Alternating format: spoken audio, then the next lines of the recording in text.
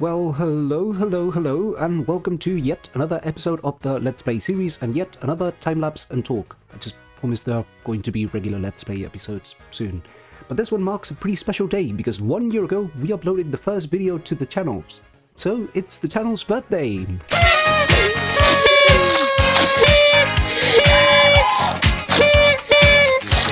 Yeah, alright, I'll stop clapping by myself.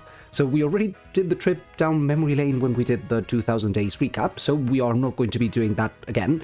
But as we said many times, there is definitely a learning curve in this, and today we are going to be talking about all of that stuff that I've learned over the past year making these things. So without further ado, let's jump into it. And today we are going to use as reference one of my favorite comedians, Bo Burnham.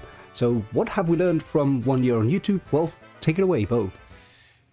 You gotta just take a deep breath and give up. The system is rigged against you. Your hard work and talent will not pay off. Yup, that's right, just give up. Well, it kind of depends on what you are aiming for, but yeah, give up on your aims of becoming Dream or one of those big YouTubers. You're definitely not going to develop a following like that, and it's all because of this. If you want love, lower your expectations a lot. You might think your dick is a gift, I promise it's not. Alright, for this one we definitely need a little bit of context. You might have heard the phrase, always aim for the moon, because if you fail, you'll still be between the stars. It's usually right next to one of those live, love, laugh signs. Well, that's bullshit, because guess what? Even on Earth, you're always between stars, but the point of all of this is saying you shouldn't aim to copy someone or get someone's following, because I would much rather see the original than just a copy of something. You can get inspired by people, but you do you, find your own voice. And on the other hand, comparing yourself to other people's success, it is kind of pointless, because those are people with a team, talent, and doing actually this whole thing full time. You need to just aim to get better at every video, creating something that you're actually happy with, and something that you like, and statistically speaking, there should be someone that actually enjoys this. If you aim to just blow up, you're going to end up just losing your mind. And here's the catch. If you think your dick is a gift, where your dick is basically your content you're shoving into someone's mind. Alright, let's not think too hard about that one, but yeah, I have definitely learned that my content is not the second coming. Anyway, second point. Bo, you may? Oh, hello, Satan. Oh, Satan, you taste so good. Yeah, you got the message. Alright, on to the third one, and this time there's no Bo, there's just me. And it's been constant, and this is actually one of the trickiest ones, and the one that I'm actually struggling the most with right now. So, on one hand, there's the algorithm, which values more frequent uploads than the quality of those, and the problem with the competition with TikTok and how we are getting shorts everywhere. Like, I thought Vine died 5 years ago, but its memory seems to be here still. So it comes to a point when you are uploading whenever you feel like it, or whenever your normal person schedule allows you to.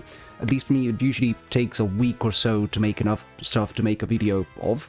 But you're getting around 20 views, which I'm actually super proud of, because there's a ton of people making videos more often than you, and well, you just started. You still have to work on yourself as a content creator. So when you see those 20 people that decide to spend their time watching some of your stuff, but see that your content is actually not reaching more people, it kind of turns into a chore.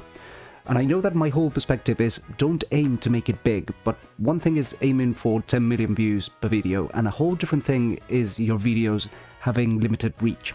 So with that discouraging side, you sit in front of the computer with some ideas in mind, well, some better, some worse, but you think to yourself, is it really worth getting this recorded? And then you think, well, I can't really work on that, because it would make a good video. So you end up not even opening the game and spending hours playing a shit football game. Like, come on, I know it's free, but this is bullshit. And within this loop, you try to find the motivation to keep making videos, which is getting scarcer and scarcer. And in the end, you decide to stop doing this. Or you find another way. You could find another calling and another way of approaching the content that you are making, and then it all just clicks. You start writing down scripts like crazy, and you won't realize how shit they are until you actually upload the video. But that motivation is back. The spark that seemed gone has actually turned into a flame and you're ready to get back into action. Until 2 months from now, when you hit the same bump in the road. But hey, that's the big problem, being constant. The fourth point goes into something that, more than being for everyone, it's something that I found in my own style, and that's the editing of the videos. And I remember seeing the first episode of Etho Let's Play, and I actually loved that thing. Like, you saw a person just figuring out a game, and you didn't actually care about flashy editing or all of those things. Then you see Wendigo just talking to a camera for 5 hours straight, with very little editing. Like, there's definitely a way of working without the flashy stuff. But given that my whole thing was to sort of parody certain things, I kind of needed to learn how to edit, or at least how to get the shots that I needed for each scene. And oh boy, it has been fun. And that's something I wish I thought about before actually starting the whole thing. But just looking back into some of the older videos that I love, like, well, older, bro, it's been a year. But I wish I was able to do them with what I know today. And maybe they wouldn't be better, but I would have had so much fun with it. And here's the final one, and that's actually interacting with you people. The whole point of getting a YouTube channel and no other social media attached to it, and keeping your identity a secret, like someone was actually going to care about who you really are. But there's something I still need, and I will always need. And it's definitely not a like and a subscribe, which, those would actually help, but no. It's actually the comments, both on the bits that I say, but mostly on what can I improve on, and what would you like to see, and how to make this whole thing something that I can enjoy making and everyone can enjoy watching. Because circling back to the first thing, this is definitely a learning process, and without any feedback, there's actually no way to improve. And those were the 5 things that I learned during the first year on YouTube, with a little bit of me just venting on how much I'm actually struggling to keep it going. But don't worry, you might see that I don't upload as often, but there's plenty of stuff in the box of terrible ideas, and if I have to suffer those in my mind, you bet I'm going to make someone else suffer with me.